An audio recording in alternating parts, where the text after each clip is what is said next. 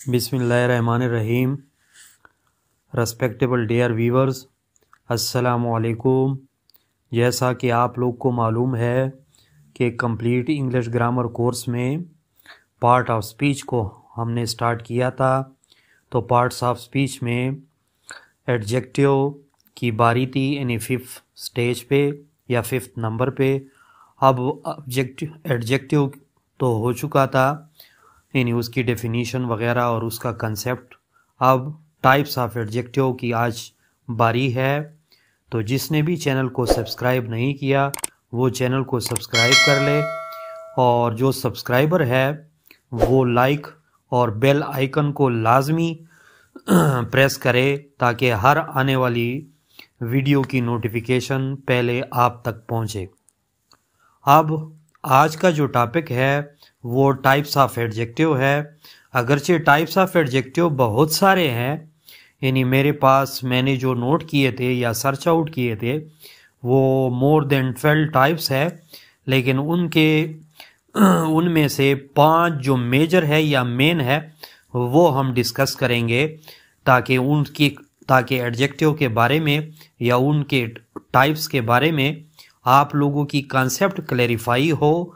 क्योंकि हमारा सिर्फ यही एक ही मकसद है कि कंसेप्ट यानी आप लोगों का क्लियर हो एक चीज़ के बारे में, और आप लोग मेमोराइजेशन और क्रेमिंग से बच सके। अब इस 5 टाइप्स कौन कौन से हैं एडजेक्टिव्स के, यानी टाइप्स ऑफ एडजेक्टिव में कौन कौन से शामिल है।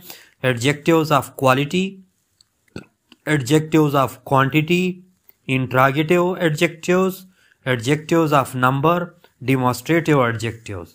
अब इस 5 टाइप्स को समझने के लिए मैंने एक ही स्ट्रेटेजी बनाई है, यानी हमारी स्ट्रेटेजी एक यूनिक अंदाज से आ जाती है, और उसको समझने के लिए 1 की और 1 कंसेप्ट है, और वो क्या है, title is definition of each type.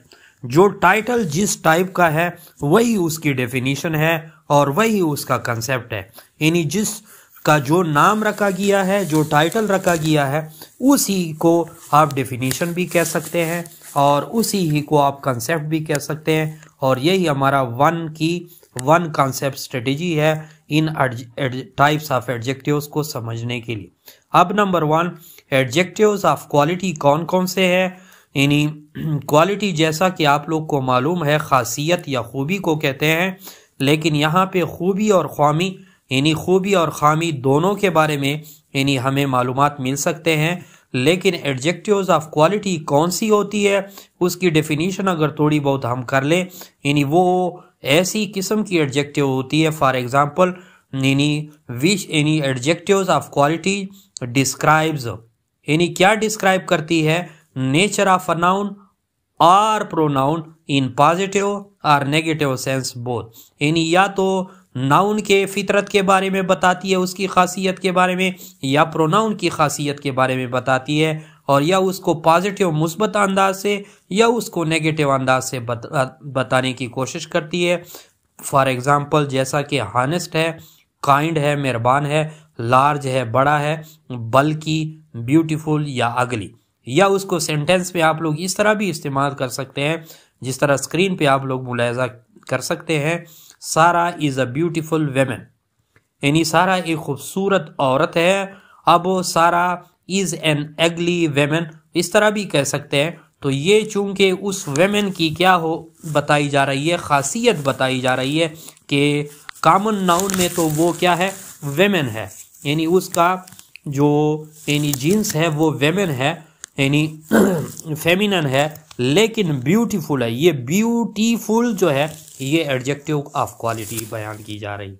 इस तरह एडजेक्टिव्स ऑफ क्वांटिटी क्या है, it helps or describe the amount of noun और प्रोनाउन, यानी ये नाउन के उस तादाद के बारे में या यानी उसकी जो अमाउंट होती है, क्वांटिटी होती है, यानी उसकी तादाद के बारे में, या उसके जो है प्रोनाउन की तादाद के बारे में हमें बताता है।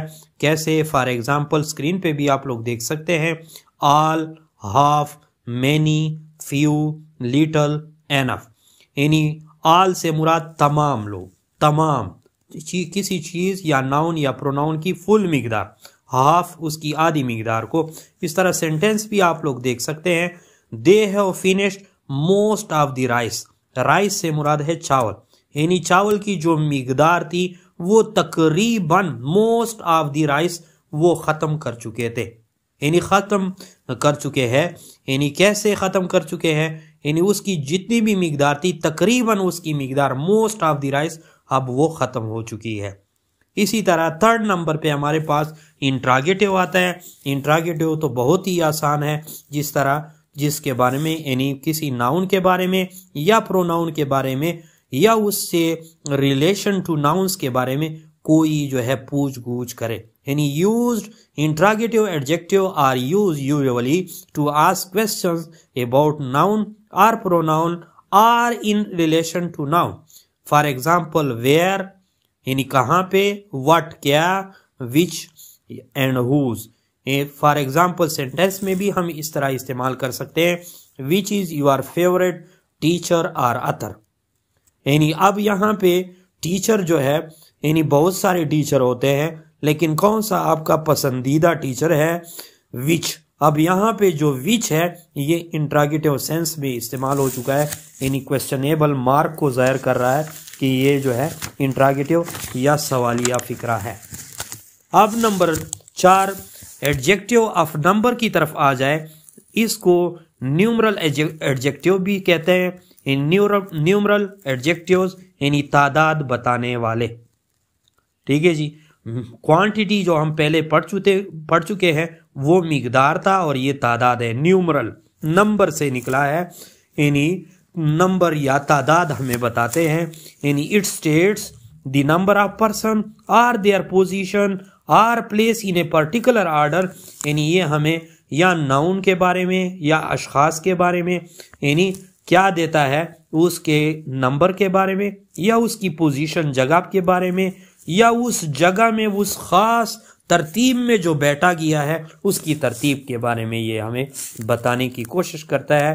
तो यहाँ पे भी हमारा वन कॉन्सेप्ट वाला फार्मूला है, यानी एडजेक्टिव ऑफ नंबर जो तादाद को जाहिर करता है। फॉर एग्जाम्पल आप लोग नोट भी कर सकते हैं रजिस्टर में, ही एट 5 मैंगोज, यानी वो 5 मैंगो या आम का यानी उसने खाए थे 5 मैंगो 5। अब यहाँ पे जो 5 है ये न्यूमरल एडजेक्टिव्स है या एडजेक्टिव्स ऑफ नंबर है। इसी तरह डिमॉन्स्ट्रेटिव एडजेक्टिव्स 5वें नंबर का डिमॉन्स्ट्रेटिव एडजेक्टिव डिमॉन्स्ट्रेशन से निकला है नुमाइश करना, या डिमॉन्स्ट्रेटिव नुमाइशी को कहते हैं, या उसका अगर अंग्रेजी में मीनिंग ढूंढे एप्ट टू एक्सप्रेस, यानी जो इजहार के लिए मुनासिब हो। यानी इस एडजेक्टिव की मिसाल कैसे हम ले सकते हैं, इट रेफर्स, ये हमें रेफर करता है to individual nouns within the whole amount. जैसा कि पूरी क्लास बैठी हुई है उसमें से एक student, each of the student यानी each student of first year class, यहाँ पे जो ईच मैंने इस्तेमाल किया उस तमाम क्लास में, यही ईच जो है डिमॉन्स्ट्रेट करता है उस तमाम क्लास को या उस यानी खास इंडिविजुअल नाउन को। तो यहाँ पे यानी it refers to individual noun within the whole amount. For example either या नाइदर या ईच या एनदर या अदर एटसेट्रा। इसकी सेंटेंस भी इस तरह ले सकते हैं, taxes have to be paid by every employed citizen. यानी ये जो टैक्सेस होते हैं यानी जो हम हुकूमत को अदा करते हैं, यानी taxes have to be paid by every employed citizen. ये टैक्सेस तमाम यानी बारोजगार सिटीजन जो है अदा यानी वो पेड कर चुके हैं, अदा कर चुके हैं। एवरी यहाँ पे जो है एवरी सिटीजन से मुराद है हर शहरी, यहाँ पे जो एवरी है ये डिमॉन्स्ट्रेट करता है एक ही इंडिविजुअल को, एक शख्स को। तो यहाँ पे ये चीज़ वाज़े हो गई कि ये demonstrative adjective. Thanks for watching.